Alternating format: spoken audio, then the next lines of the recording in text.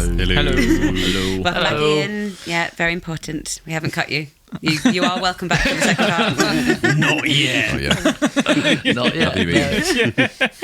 So before the break, we were talking about horror and what horror is to all of us. We were talking about series 1 and what that was to all of us. So I guess the next steps, having closed off a successful series, as we see it, is to talk about series 2. What comes next? What could it be?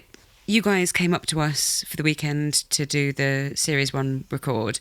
We've come down to you, to Tomebite, to really as a kickoff meeting. Yeah. We're here having a nice time, but we've got business to do. Yeah. We've got to figure out. Yeah. Got to figure out whether or not maybe you want to play for a second series. Nah. But we haven't actually. Not with these guys. No, right. Ian's definitely out. He's like, no, I ain't putting my life on the line. He's like, fool me once. But yeah, so that's what we're here to do. We're going to be doing that later today, starting to plan that out. So while we're getting into that, I'm sure we've all thought about what series 2 could look like. Does anyone want to kick off? Like, what's hopes, dreams? I think that's hopefully decided. We're going to do one. We're going to do one. Yeah, 100%. But yeah, so we will be doing one. We probably, I think it's safe to say that at least some element of that is that we're going to be doing the stories, the storycast, as we have been now speaking about them for a while. The storycast episodes.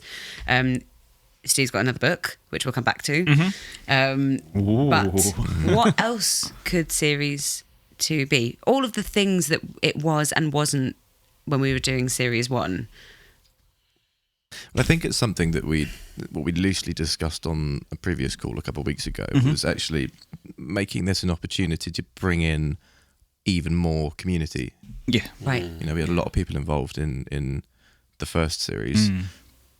But take that a step further, quite what that looks like, we need to work out. Yeah. But more inclusive of other demographics, other styles of writing, other media, and see where it goes. Yeah. I think it's just be exciting just to be able to do series 2, having like the experience and knowledge from doing series 1 as well, and so things we would do differently, we can do differently. The reason we started Tomebite was very much a case of wanting to do something different and make the content that we want to make, and hopefully people resonate with that and enjoy it, right? Yeah. And this was a fantastic start for that. Gina and I were chatting once we were kind of wrapping up doing the last bits of like voice acting and stuff. We were kind of just talking about how fun it was and how cool it's been, because we didn't necessarily have a plan to do this kind of thing specifically, No, the audio thing, but it actually turned out really fun, and the results were really, really cool. It kind of, I don't know, broadened our horizons a bit as well, like more possibilities in the future. and audio as a format is wonderful because it's so accessible as well. It's such an accessible thing. The video is where we've started, and obviously we've got the films coming out later in the year for Everyday Artisans. But it's a much more. You have to wait for the right weather. You have to wait for the right timings. Everything just takes a long time. The nice thing about audio is you can go, I want to make this thing. Nothing gets in the way except yourself. Right. Yeah, that's a good point. And I suppose for the listener as well. I mean, we talked earlier about not this not being a radio play. Yeah. But I like that people can access these story casts just by like the pod platforms. Yeah. Like that's awesome. Anyone can listen to this anywhere for free at any point. Yeah. That's a really positive thing, and certainly with like we've also talked before about the values of Tomebite and what you really want to do. That really aligns. Absolutely, Access to this kind of content, easy access to this kind of content. That's an amazing thing to be able to carry over. Yeah. Again, to like next series, and for you to be able to deliver as a production outfit as well. I really like the idea of picking up some of the bits we didn't do in series 1. A bit of like what we were talking about before the break. what is horror to people. That's also a community topic. Being able to have more conversations like this, where we are picking some of the stories that you've written and maybe discussing some of the themes around those. Could we delve more into culture and politics and philosophy and society and impact, and where horror fits into that, whether that is through entertainment or whether that is through art? Like there's so many different threads, I suppose, that we could pull. It's a particularly turbulent time for the arts as a whole right now.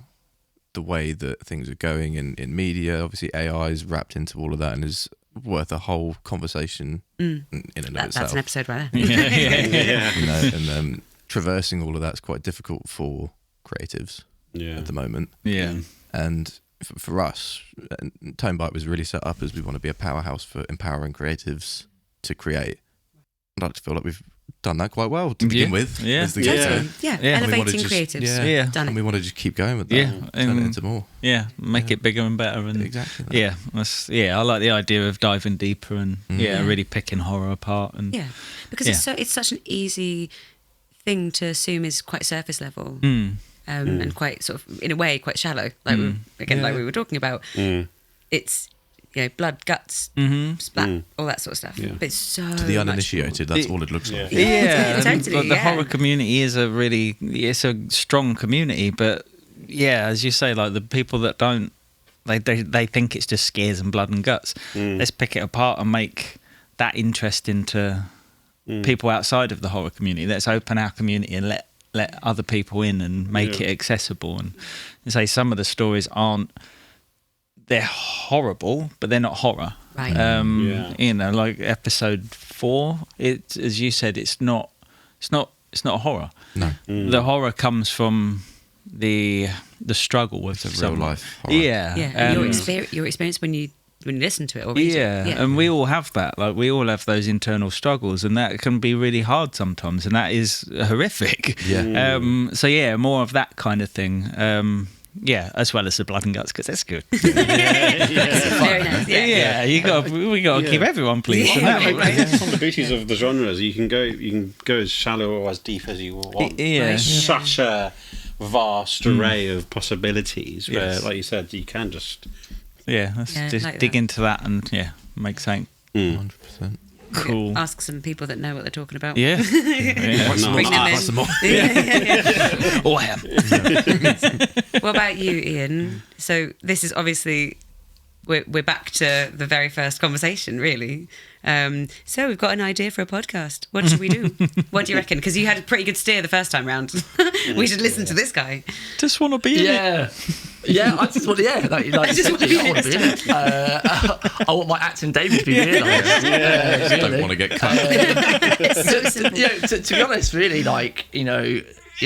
introducing that as an idea way back when, and I didn't even think about the possibilities of after a season 1, or even doing a season 1. So the fact that we're having this conversation around season 2, and that's going to happen at some point in the future is really exciting. To be back in that process of reading SP's work again, and visualizing that and having something to look forward to being involved in, for me, is because I'm very much more a bit more in the shadows. If we're keeping it with the horror themes, I'm in the shadows, I'm in the background, and supporting all you guys as much as I possibly can, and being part of the conversation.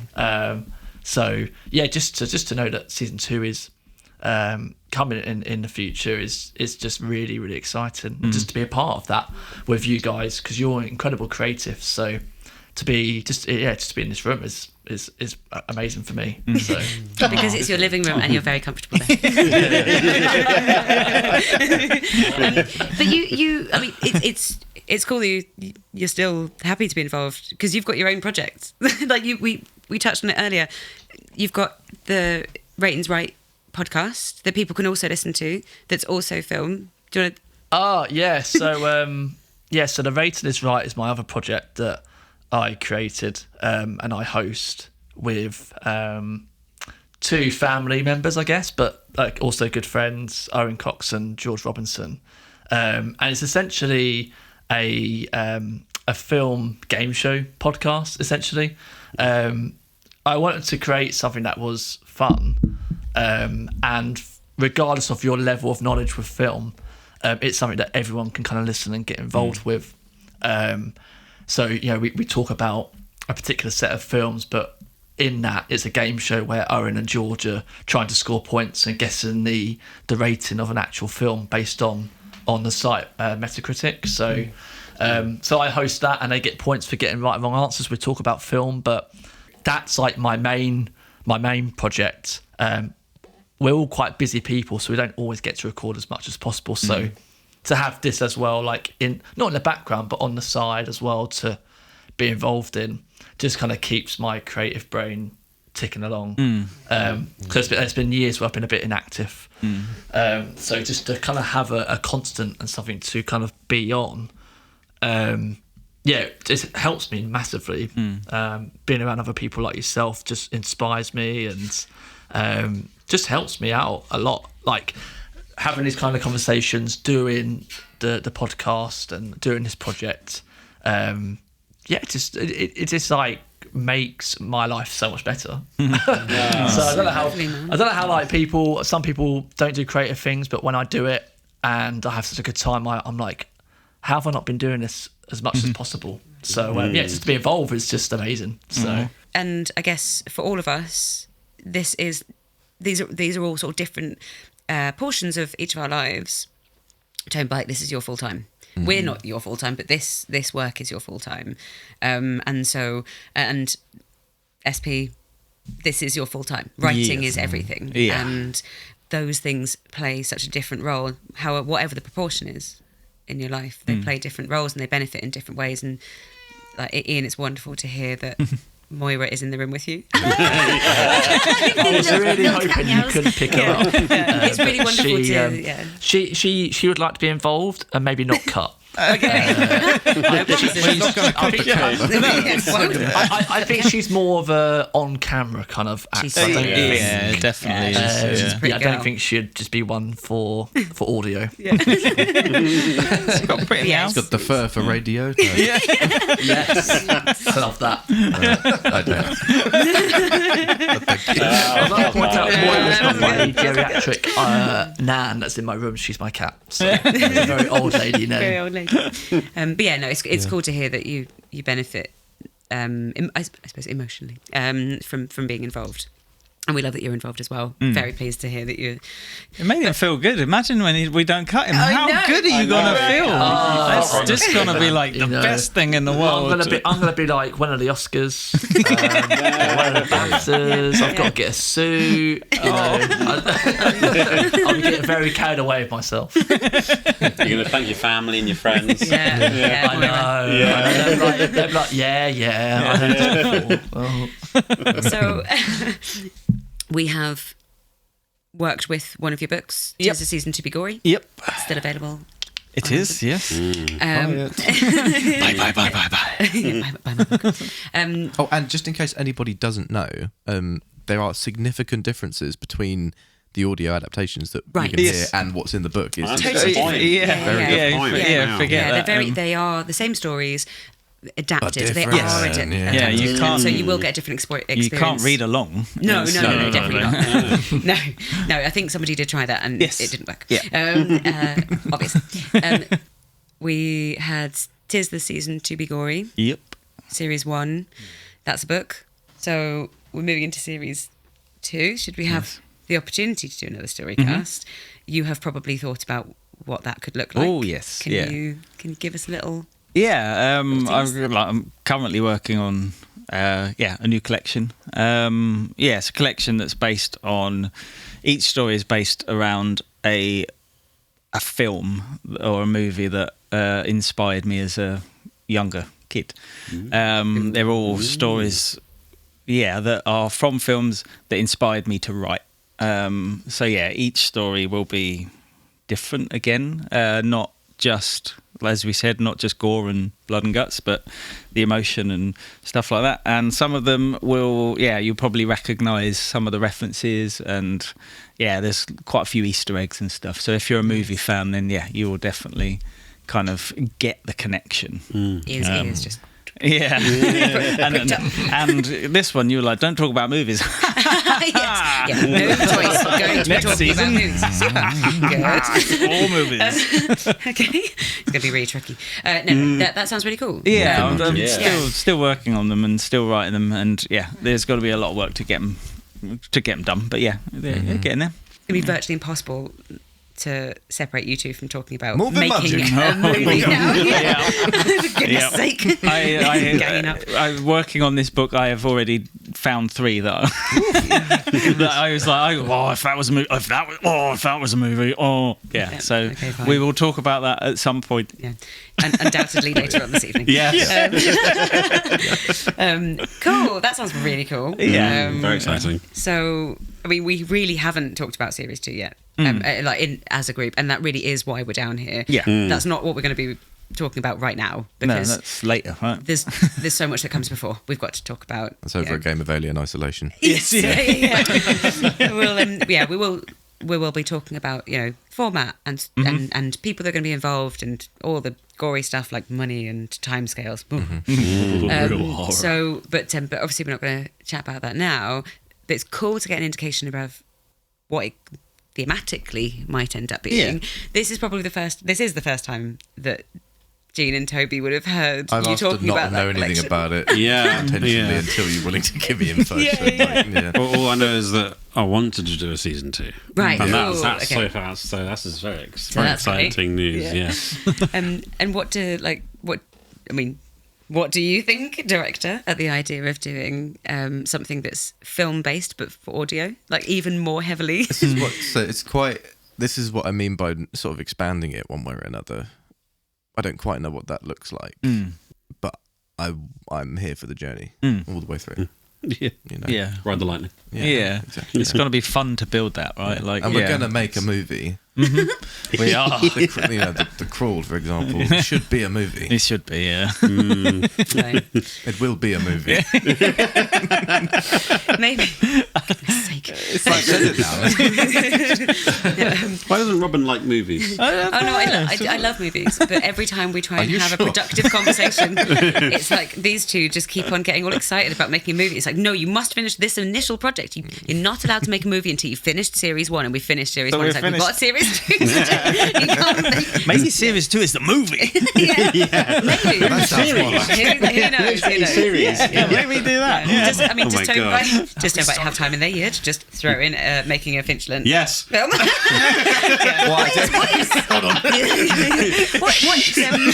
What's coming up for you guys? What's next on the cards for you? Everyday Artisans is coming out. Can you tell us a little bit more about it? Yeah, so we wanted to create 3 short films that highlight skills and things that we care about, like local shops and independent family businesses, things that are dying out, basically. Right. One of them is about a local vinyl store run by a man called Steve McGuinness, who is an absolute legend of a man. Yeah. He's so cool. Yeah. So that's the first one that you'll see. And you can learn a little bit more about the other 2 on the Tomebite website, but I don't want to give away too much information at this point. But it all revolves around supporting community and keeping art and skills that are tactile and human running in a world that is quickly binning them. Like professions that are kind of dying out. People that work with their hands.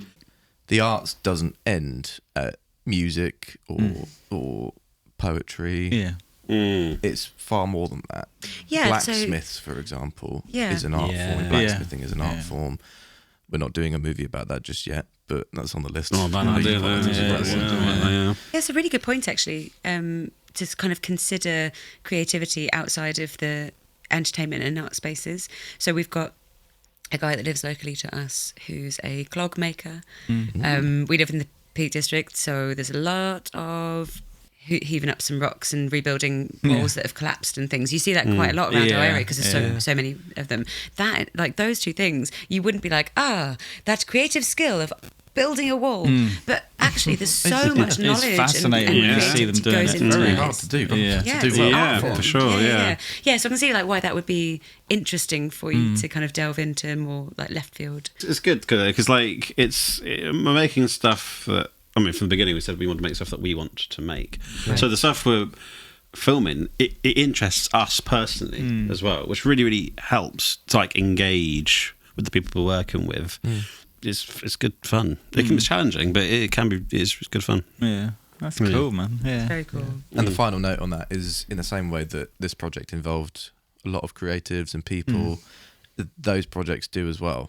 You know, it's full team of production crew going out and filming this, and it's different in different places. It's brilliant to just work with lots of different creatives to make something really cool. Oh, that's awesome, man. It's all community focused. Yeah, that's really That's cool. very cool. It's a nice way to think that society could be. There's so much emphasis on direction and progress, and you know, as individuals, and us all developing our careers and single focus and or we could take the approach of doing things that you go further together. It is true. Yeah.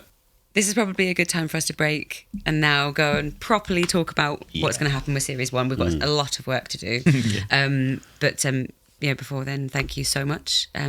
You guys have, at Tomebite, have really properly made dreams come true, actually, this year.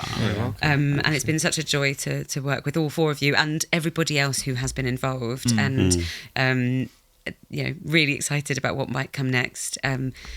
Before then, Tomebite website, in 2026 we're going to see Everyday Artisans documentaries landing, so we'll keep an eye on that. And SP, there will be another book out this year to be announced.